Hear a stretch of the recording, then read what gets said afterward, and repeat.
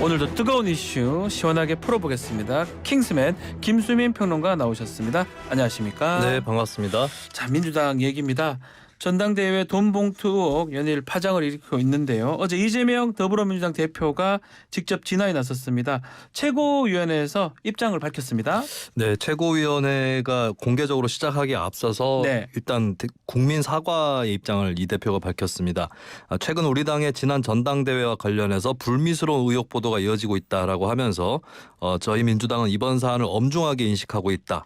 라고 하면서 고개를 숙여서 사과하는 그런 모습을 보였습니다. 자, 그럼 직접 사과 입장을 밝히면서 송영길 전 대표의 귀국을 언급하기도 했는데 어떤 뜻으로 봐야 됩니까? 총선이 있으니까 총선 앞두고 이번 사태를 빠르게 수습하려고 한다. 이런 전략으로 봐야 됩니까? 네, 이게 처음에 논란이 불거졌을 때는 민주당에서 검찰의 정치 탄압이다라고 하는 프레임이 분명히 작동을 하고 있었습니다. 근데 최근에 일부 언론에서도 이 이정근 전 사무부총장이 간직하고 있었던 음성 파일의 내용을 보도를 하고 있고 이 전 부총장도 검찰에서 여러 자백들을 하고 있는 그런 상황이거든요. 네. 이런 때 이제 전면적으로 어떤 수사의 의도를 부인했다가 사실이 불거질 때마다 타격을 받을 수 있는 그런 상황에서는 일단은 대략적인 사건의 윤곽이랄까요? 이런 부분은 직시를 하고 인정을 하고 시작을 하는 것이 더 바람직하다라고 생각을 한 것 같습니다.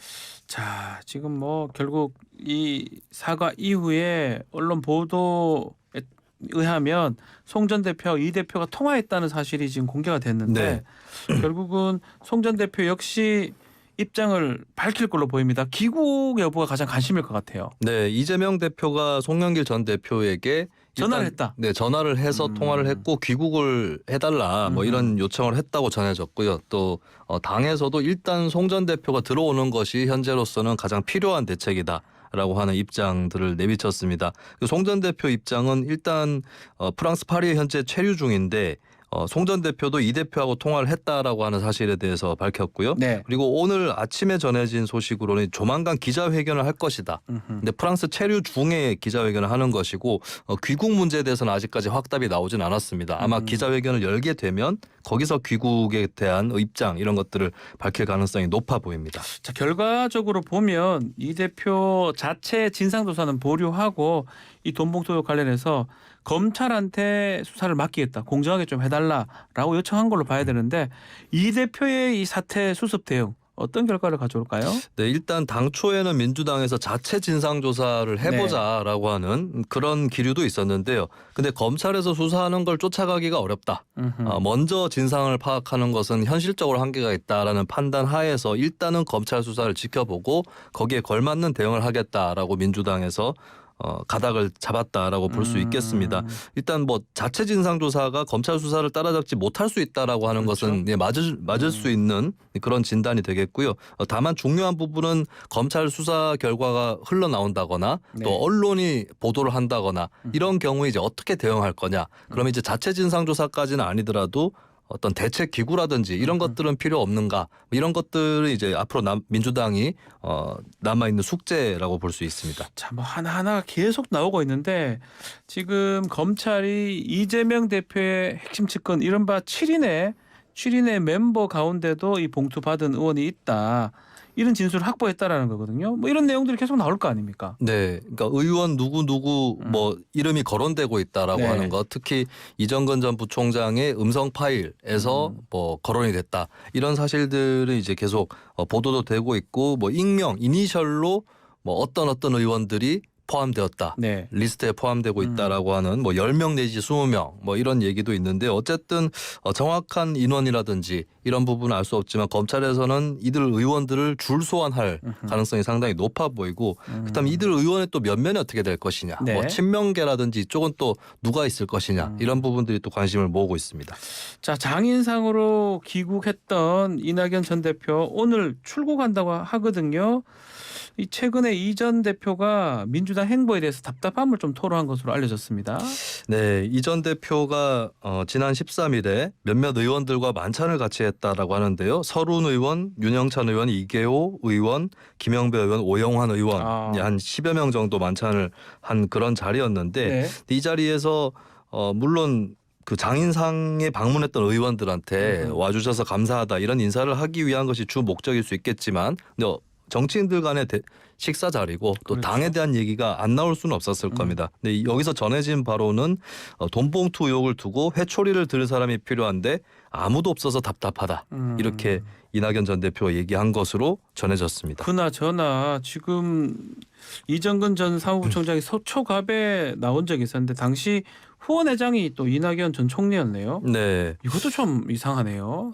이낙연 전 총리가 또 먼저 연락을 해서 음. 후원회장으로 위촉됐다라고 하는 게 예전 기사에 남아 예전 기사예요. 있습니다. 그래서 네. 전혀 관계가 없는 것은 아니지 않을까 이런 얘기도 있고요. 근데 이낙연 전 총리 입장에서 또 이렇게 얘기할 수도 있을 것 같아요. 그 당시 후원회장을 맡았던 후보 굉장히 많았고 그중 일부는 이재명 대표의 대선 선거 운동을 하게 됐었거든요. 네. 경선 때.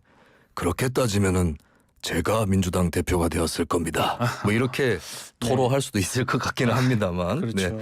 근데 어쨌든 현재 민주당한테 중요한 태도는 이제 어떤 특정 인사가 문제가 있다고 판단됐을 때 어느 쪽이랑 가깝고 어느 네. 쪽이랑 관계가 없다 이렇게 정리를 하기보다는 일단 당 차원의 문제로 받아들이고 이것을 제대로 정리할 수 있는 그런 태세를 갖추는 게 중요하겠습니다. 자, 국민의힘 이야기 이어가 보겠습니다. 어제 정강훈 사랑제일교회 목사 국민의힘과 헤어질 결심 주제로 기자회를 가졌었는데 네.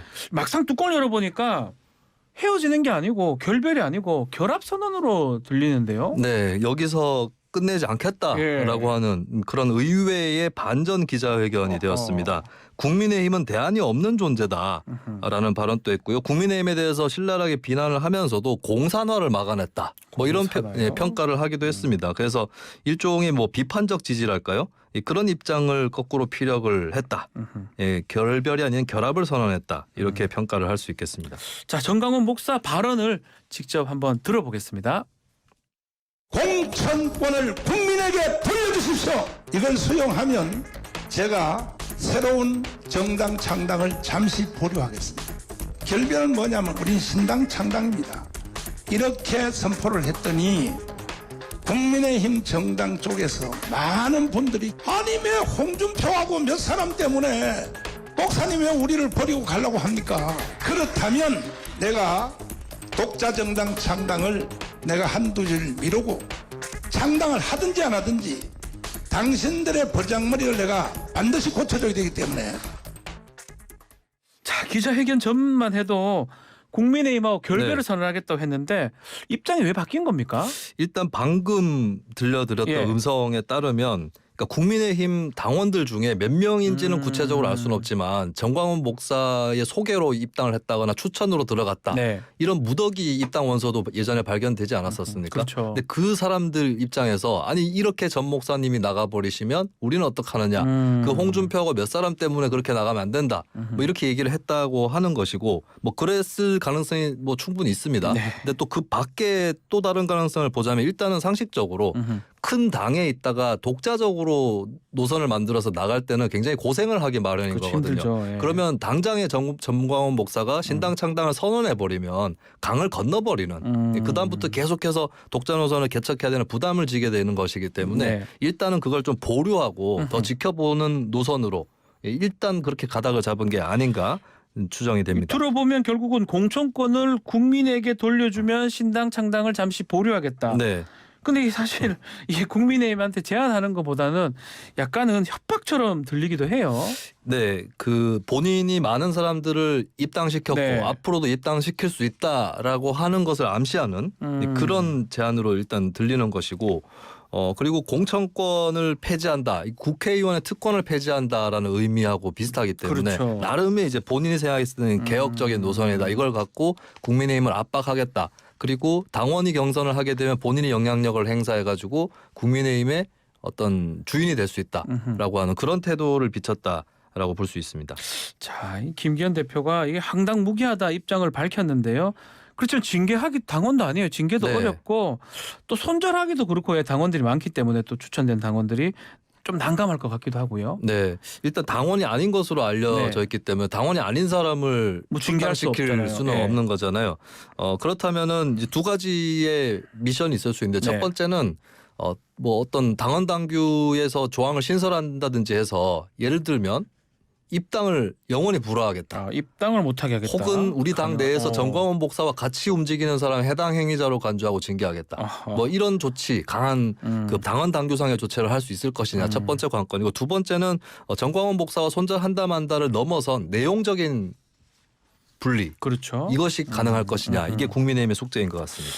자, 한편 이 정광훈 목사 설교도 논란이 되고 있는데 지난 16일 예배에서 복지병원 설립 또 알뜰폰 사업 확장 등 사업 홍보 영업에 나섰다는 얘기가 있습니다. 네, 이동통신사 관련해서 일주일 안에 도시별로 신도 1명이 10명씩 데리고 교회로 가서 통신사를 변경해라. 이야. 네, 통신사 이동 1,000만 개를 해야 된다. 그러면 한 달에 2천억 원을 번다. 이런 발언을 했고요. 돈을 번다. 예, 주요 3사 이동통신사의 중역들이 좌파다. 이런 주장까지도 했습니다.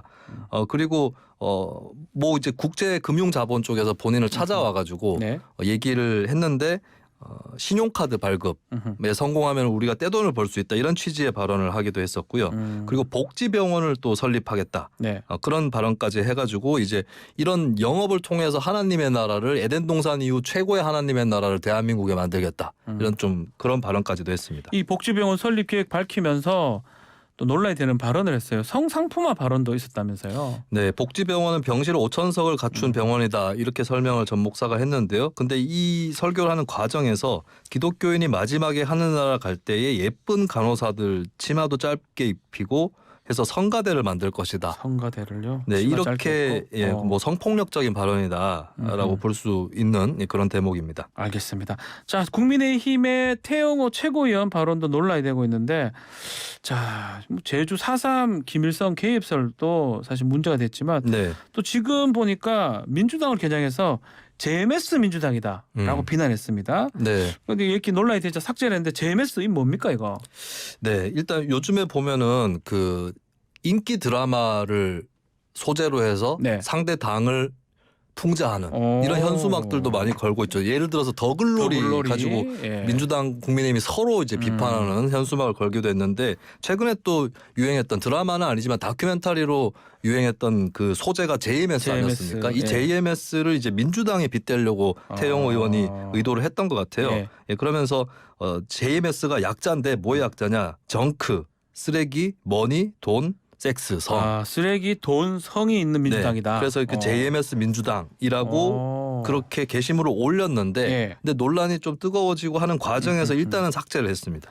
야, 이 보좌진 실수다 이렇게 얘기를 했던 것 같은데 이렇게 게시물 논란이 처음이 아닌 것 같아요. 실수라고 봐야 됩니까? 어떻습니까? 최영호 최고위원 측의 해명은 내부에서 논의가 되던 게시물이었고 네, 그런데 비공개로 놔둬야 될 거를 실수로 공개를 했다. 공개를 했다. 라고 예. 그렇게 일단 해명을 했습니다. 여기에 대해서 뭐 믿을 사람 안 믿을 사람이 나뉘어지는 것 같은데 근데 어쨌든 실수라 할지라도 어떤 그 많은 시민들을 괴롭혔었던 네. 사이비 종교 집단에 대한 비유를 너무 쉽게 정치판에 들어와서 그 한 거죠. 활용하는 예. 네, 그런 것들이 이제 충분히 문제가 된다라고 볼 수 있습니다. 하필 어제 황정근 신임 윤리위원장이 국민의힘에서 이제 임명이 된 날인데 본인 최고위원 태최고위원이 직접 징계해달라고 네. 요청을 윤리 심사를 요청했다면 황 위원장이 이제 첫 사안이 이거가 될 것 같거든요. 어떤 선택을 할지 관심이 돼요. 네, 이거 이제 자기가 자신을 네.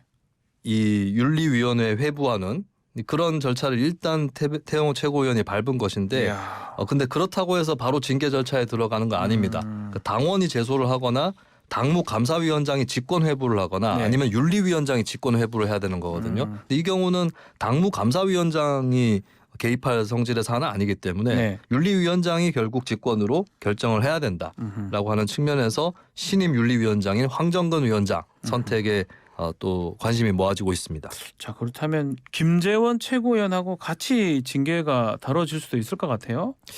네, 최근에 막말 논란이 있었던 김재원 최고위원 또 있는데 근데 아마 국민의힘의 고민은 최고위원 그러니까 선출직으로 뽑힌 당원들의 선택을 받은 당직자들이거든요. 그렇죠. 이들에 대해서 쉽게 징계할 수 있을까라고 하는 그 부분이 있는 것이고 그리고 징계하고 별도일 수도 있고 아니면 같이 묶여서 추진이 될 수도 있는데 일단 국민의힘 제주도당에서 태영호, 김재원 두 최고위원이 4.3 관련해서 논란을 일으켰기 때문에 네. 4.3 유가족들하고 면담을 또 추진하는 그런 모습이고 근데 유가족들은 유가족들대로 4월 21일까지 사과하지 않으면 강경 대응하겠다. 이런 또 입장이거든요. 이런 네. 것들까지 같이 맞물려서 며칠 동안 주목을 받게 될 것 같습니다. 알겠습니다. 자, 미국 소식 다시 요거 하나 전하고 마무리를 해야 될 것 같습니다.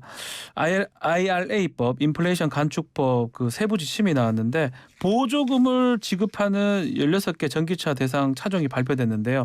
결국 우리 현대하고 기아차는 빠진 것 같아요. 네, 미국 재무부가 발표한 보조금 지급 대상 전기차에는 네. 테슬라 모델 3를 포함해서 대부분의 미국 차가 명단을 올렸습니다.